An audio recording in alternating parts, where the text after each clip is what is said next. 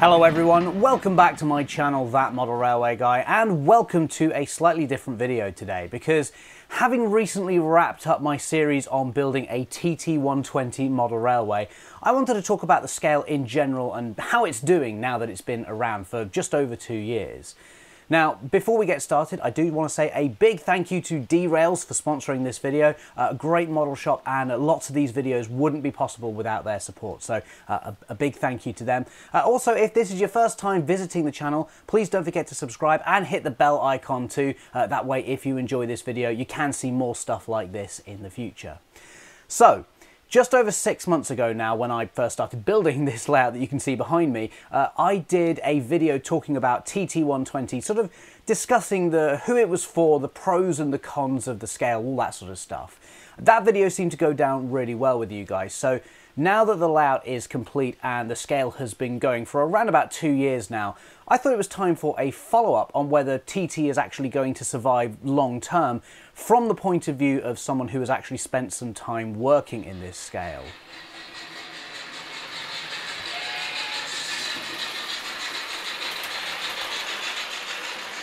So that's very much where this video is going to come from. I have practical experience with both building and designing a fairly decent sized layout to a hopefully decent standard. And this is not to say that my opinion is worth more than anyone else's, but I do have that experience of actually building something in TT120.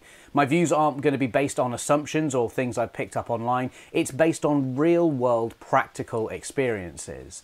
There are also a lot of other people out there who have done videos on TT120, but to my knowledge, and I might be wrong on this, but to my knowledge, out of the bigger model railway channels, and I do kind of consider myself on the fringes of that now, but out of those bigger channels, I don't know of anyone else who has built a full model railway in TT120.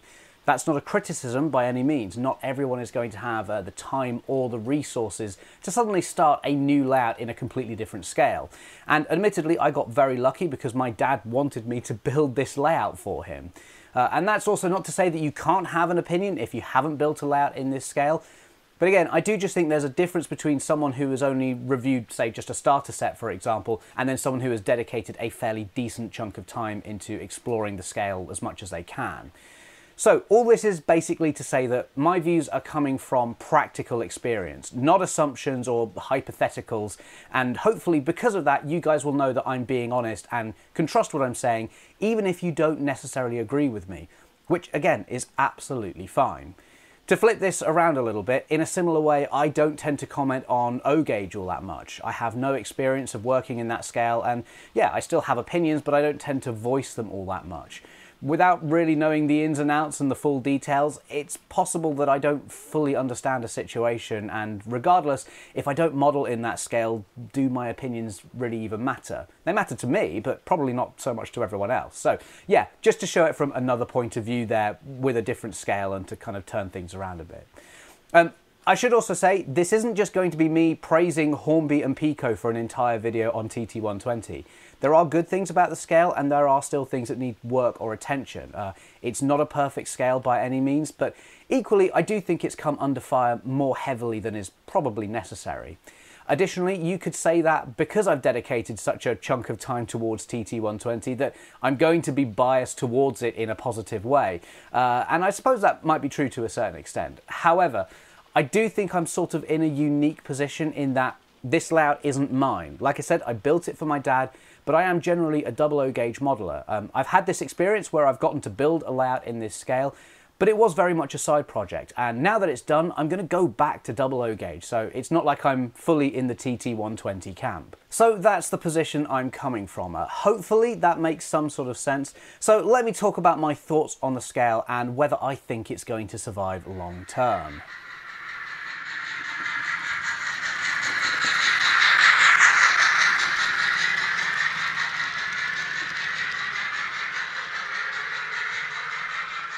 So TT120 has been around properly now for about 2 years.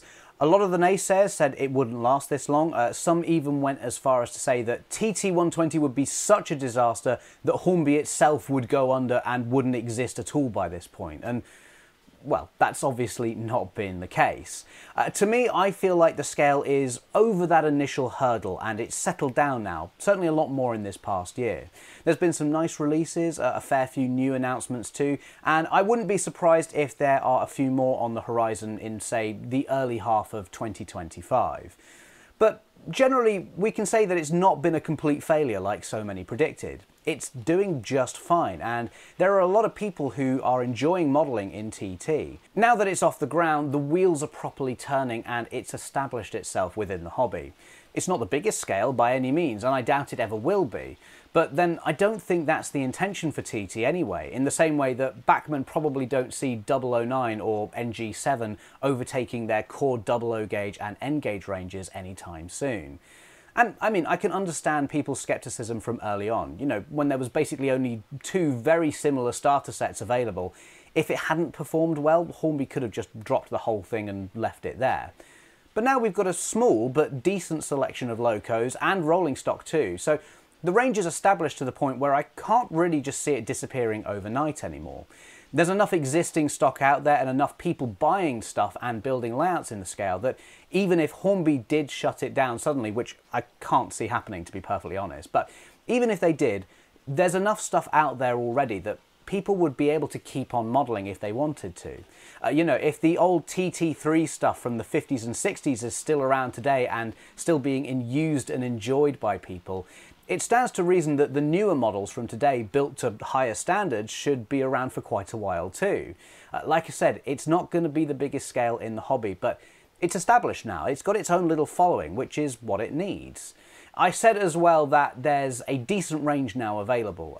Some people might disagree with that because it doesn't necessarily fit their particular interests, or because it's a bit spread out across different eras, I guess. But again, I think for TT, where the general audience for this scale is a lot more casual and easygoing than typical modelers, that's not so much of an issue. In terms of locos, we've got the A4, the A3, the HST, the 08, the Class 50 and the Duchesses all currently available. And then there's also the J50 and the Class 66 coming soon as well. Not to mention lots of rolling stock, Mark 1s, Mark 2s, Mark 3s, the LMS coaches, a decent selection of wagons too. And of course all of these come in multiple liveries as well. I think if you look on the Hornby website, there's close to 200 products available for TT. And yeah, okay, that does include things like track and accessories as well. But the vast majority of it is locos and rolling stock. This isn't a small range anymore. It's not the biggest range either, but you know, there's enough stuff there. And of course, this is only talking about Hornby as well. Let's not forget that Pico brought out their own TT range before Hornby, and since then we've seen lots of smaller manufacturers start to support the scale too, especially when it comes to things like 3D printing from the likes of Model U and MS Models and various others as well. I've even made some of the kits that I used on this layout available too. You can see the arches just behind me there. And yeah, it's hardly the biggest range available, but I am trying to do my little bit to help support the scale. By the way, if you are a TT modeler and you like the look of some of the things that I've used on this layout, like the arches or the platforms, then do go check out my shop, that's shop.thatmodelrailwayguy.com. You never know, there might be something you can use there on your own layout. But going back to Hornby, I do think it'll be interesting to see what happens after the Class 66 and the J50 are released. We know that they're working on the Class 37, but aside from that, we don't really know what's going on. They've got their kind of, you know, long-term plan, which they've shared with us a bit, but we're not entirely sure where we are in that yet. Hornby are playing things very close to their chest at the moment too, and that could be because they've got nothing planned, or it could be that they've got a surprise in the works. On that front, we'll just have to wait and see, but personally I'm feeling more positive about the long-term future of TT than I was, say, 2 years ago when it was all very new. This video has very kindly been sponsored by D-Rails, one of my absolute favourite model shops to use, and I highly recommend them to any modelers out there. They have a fantastic range on their website covering all the main scales and gauges, including even live steam engines for garden railways. So truly something for everyone there. Their customer service is second to none as well. In fact, just the other day I had an email from Dan asking if everything was okay with a recent order I had placed and if I had any feedback for them. They're always constantly looking to improve at what they do, and Honestly, it shows. Don't forget, if you're in the Colford area too, you can actually visit their shop in person. Or of course, you can order directly from their website, derails.co.uk, and either way, you'll get the best service going. Like I said, I'm a huge fan of them. I use them all the time, and I really recommend that you do too.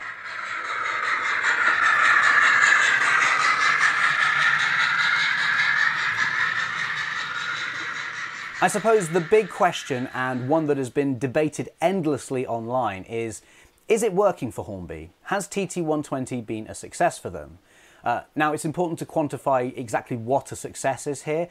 Only Hornby are going to know what numbers and sales they were looking for and whether they've hit that or surpassed it or potentially even undershot it as well. But so far, it does seem to be doing what they want. It's bringing a lot of people into the hobby, and a lot of those people seem to be a different kind of enthusiast to the traditional railway modeller.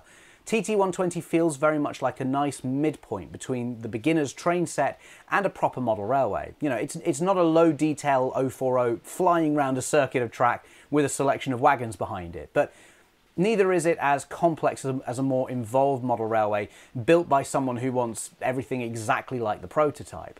It's somewhere in between, and I think that is a good thing for the hobby. There was, of course, recently a big sale of Hornby TT at some of the retailers, and I think at Hornby as well themselves.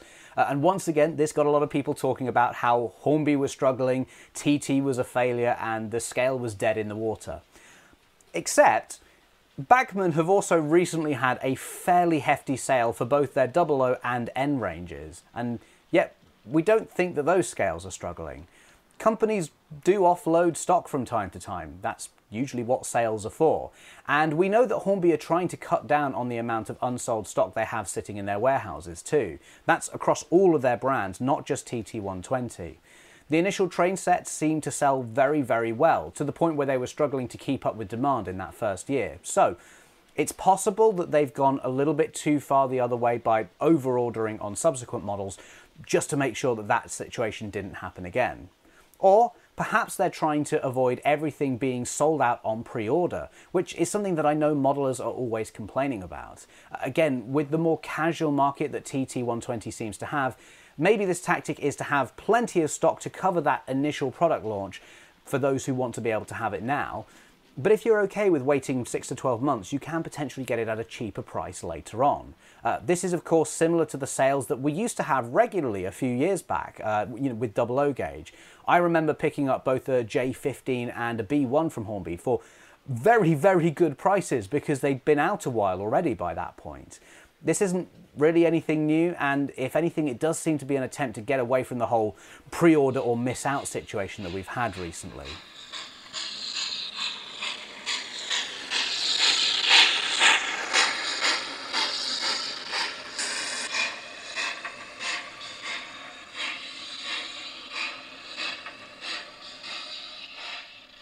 One of the biggest things I think people have had a hard time getting their heads around is the shift in approach that Hornby is going for with TT. In my opinion, the scale is less about high fidelity modelling and more about having a more casual approach to the whole thing.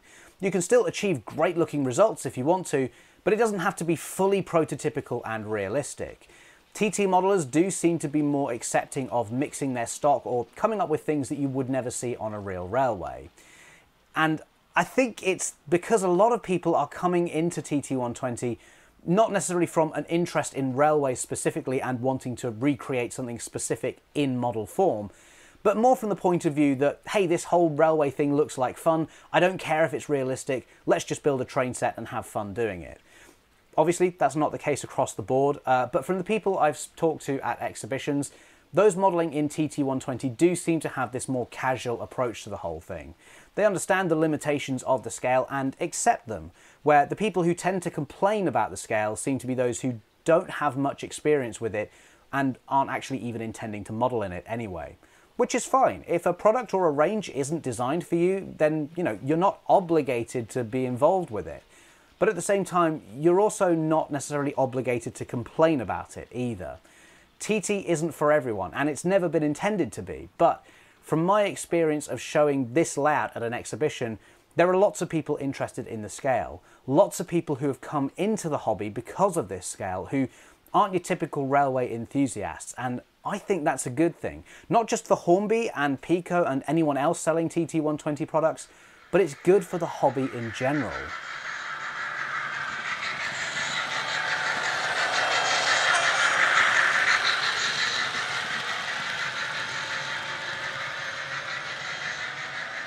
For me, the biggest advantage of this scale is definitely the size. Now that you can see this layout in situ more, this is a fairly complex layout that fits into a medium-sized office without completely dominating the room. And had we built a double O gauge layout in the same footprint, we just simply couldn't have fit as much into the space. You'd most likely be looking at a small branch line terminus or perhaps a shunting layout, so no continuous running.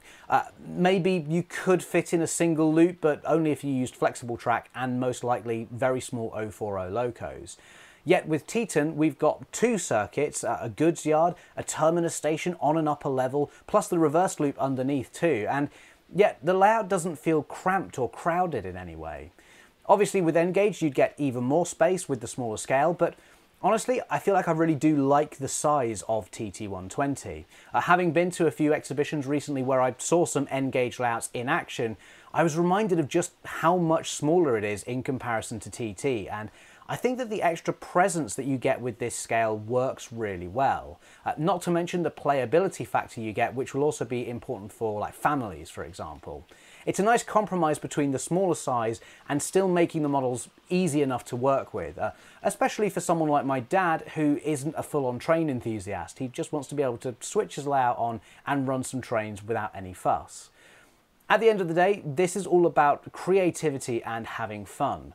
We don't need to get tribal over different scales and gauges in the same way that we don't get tribal over someone choosing to model Great Western instead of a Scottish region layout. Model railways are model railways. They come in all different shapes and sizes, and we're all part of this same wonderful hobby. So we should be encouraging each other regardless of whether someone is modelling in a scale, even if you don't think that scale is right for you personally. You can make the decision for yourself, but you don't get to decide for other people, and only they are going to know what scale is right for them. If TT120 is right for them, then that's a good thing. If TT120 brings new people into the hobby, as it seems to be doing, that's a good thing, right? Will the scale survive long term? Well, obviously none of us can predict the future, but personally, I'm leaning more towards a positive outcome. Like I said at the start, that initial hurdle is over. The ball is fully rolling now, and I think really what the scale needs is to be able to settle down and continue to grow in the way that it has already proved it can over the last 2 years. When you think about it, it's actually incredible what has been achieved in such a short space of time, and overall, I think it's made much more of a positive impact than a negative one. Anyway, that's going to be it for today. If you haven't already, make sure you hit that like button and don't forget to subscribe to the channel too so that you can see lots more model railway content just like this in the future. I've got loads of exciting stuff coming up over the next few months, so stay tuned. But for now, thank you so much for watching everyone, and I'll see you in the next video. Bye!